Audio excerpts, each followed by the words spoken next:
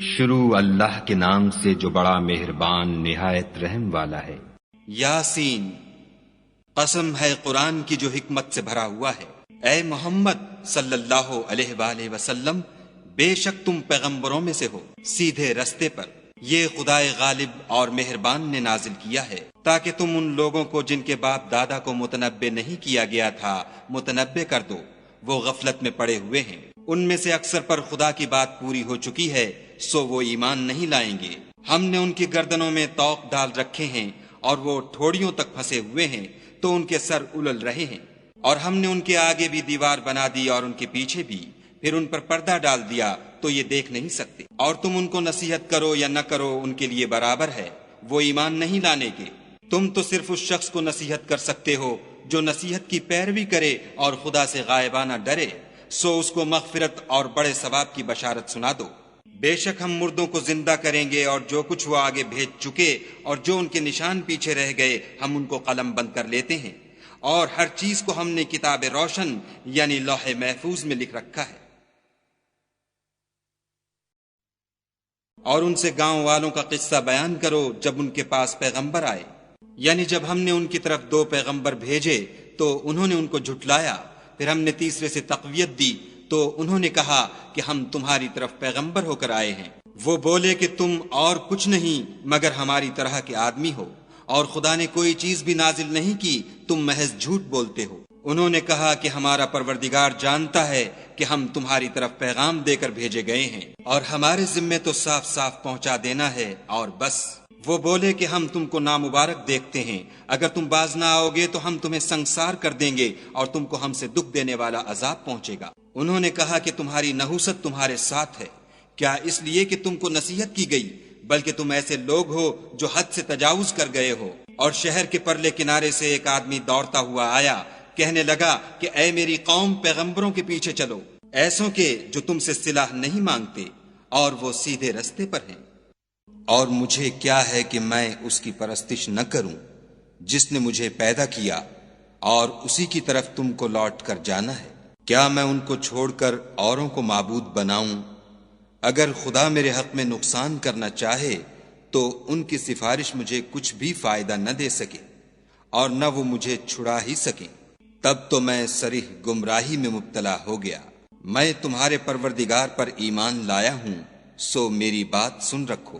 حکم ہوا کہ بہشت میں داخل ہو جا۔ بولا کاش میری قوم کو خبر ہو کہ خدا نے مجھے بخش دیا اور عزت والوں میں کیا، اور ہم نے اس کے بعد اس کی قوم پر کوئی لشکر نہیں اتارا، اور نہ ہم اتارنے والے تھے ہی۔ وہ تو صرف ایک چنگھاڑ تھی آتشیں، سو وہ اس سے ناگہاں بجھ کر رہ گئے۔ بندوں پر افسوس ہے کہ ان کے پاس کوئی پیغمبر نہیں آتا مگر اس سے تمسخر کرتے ہیں۔ کیا انہوں نے نہیں دیکھا کہ ہم نے ان سے پہلے بہت سے لوگوں کو ہلاک کر دیا تھا؟ اب وہ ان کی طرف لوٹ کر نہیں آئیں گے، اور سب کے سب ہمارے روبرو حاضر کیے جائیں گے۔ اور ایک نشانی ان کے لیے زمین مردہ ہے کہ ہم نے اس کو زندہ کیا اور اس میں سے اناج اگایا، پھر یہ اس میں سے کھاتے ہیں۔ اور اس میں کھجوروں اور انگوروں کے باغ پیدا کیے اور اس میں چشمے جاری کر دیے تاکہ یہ ان کے پھل کھائیں، اور ان کے ہاتھوں نے تو ان کو نہیں بنایا، تو پھر کیا یہ شکر نہیں کرتے؟ وہ خدا پاک ہے جس نے زمین کی نباتات کے اور خود ان کے اور جن چیزوں کی ان کو خبر نہیں سب کے جوڑے بنائے۔ اور ایک نشانی ان کے لیے رات ہے کہ اس میں سے ہم دن کو کھینچ لیتے ہیں تو اس وقت ان پر اندھیرا چھا جاتا ہے، اور سورج اپنے مقرر رستے پر چلتا رہتا ہے۔ یہ خدائے غالب اور دانا کا مقرر کیا ہوا اندازہ ہے۔ اور چاند کی بھی ہم نے منزلیں مقرر کر دیں، یہاں تک کہ گھٹتے گھٹتے کھجور کی پرانی شاخ کی طرح ہو جاتا ہے۔ نہ تو سورج ہی سے ہو سکتا ہے کہ چاند کو جا پکڑے، اور نہ رات ہی دن سے پہلے آ سکتی ہے، اور سب اپنے اپنے دائرے میں تیر رہے ہیں۔ اور ایک نشانی ان کے لیے یہ ہے کہ ہم نے ان کی اولاد کو بھری ہوئی کشتی میں سوار کیا، اور ان کے لیے ویسی ہی اور چیزیں پیدا کیں جن پر وہ سوار ہوتے ہیں، اور اگر ہم چاہیں تو ان کو غرق کر دیں، پھر نہ تو ان کا کوئی فریاد رس ہو اور نہ ان کو رہائی ملے، مگر یہ ہماری رحمت اور ایک مدت تک کے فائدے ہیں۔ اور جب ان سے کہا جاتا ہے کہ جو تمہارے آگے اور جو تمہارے پیچھے ہے اس سے ڈرو تاکہ تم پر رحم کیا جائے، اور ان کے پاس ان کے پروردگار کی طرف سے کوئی نشانی نہیں آئی مگر اس سے منہ پھیر لیتے ہیں۔ اور جب ان سے کہا جاتا ہے کہ جو رزق خدا نے تم کو دیا ہے اس میں سے خرچ کرو، تو کافر مومنوں سے کہتے ہیں کہ بھلا ہم ان لوگوں کو کھانا کھلائیں جن کو اگر خدا چاہتا تو خود کھلا دیتا، تم تو صریح غلطی میں ہو۔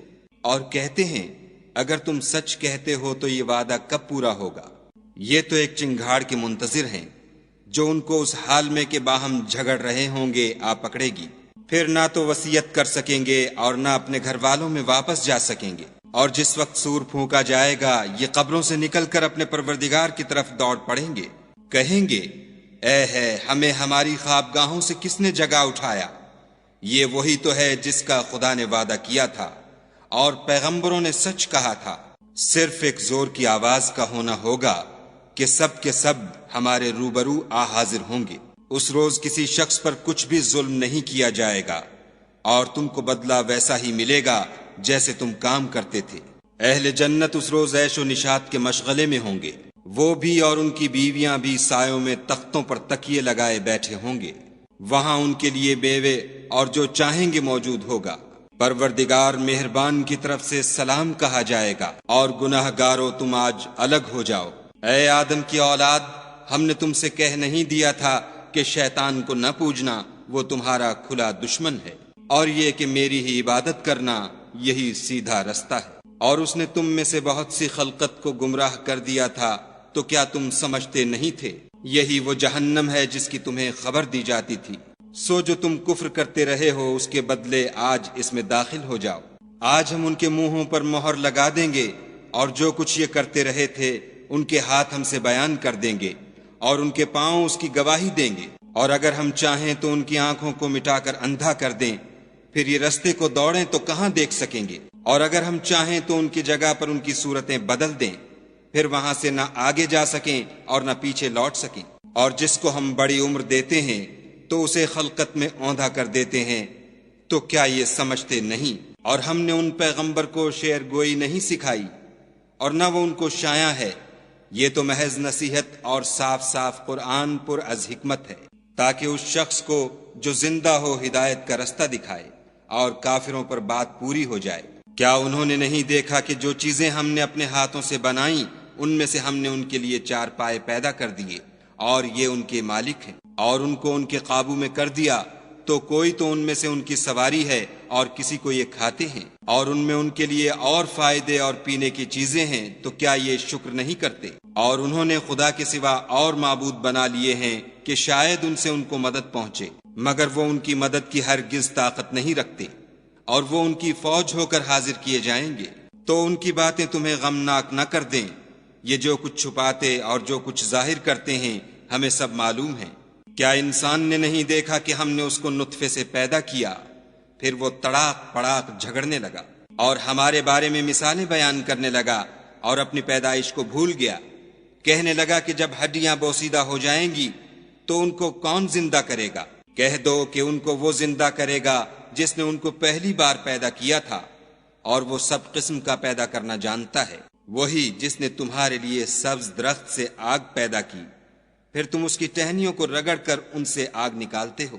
بھلا جس نے آسمانوں اور زمین کو پیدا کیا، کیا وہ اس بات پر قادر نہیں کہ ان کو پھر ویسے ہی پیدا کر دے؟ کیوں نہیں؟ اور وہ تو بڑا پیدا کرنے والا اور علم والا ہے۔ اس کی شان یہ ہے کہ جب وہ کسی چیز کا ارادہ کرتا ہے تو اس سے فرما دیتا ہے کہ ہو جا، تو وہ ہو جاتی ہے۔ وہ ذات پاک ہے جس کے ہاتھ میں ہر چیز کی بات چاہت ہے، اور اسی کی طرف تم کو لوٹ کر جانا ہے۔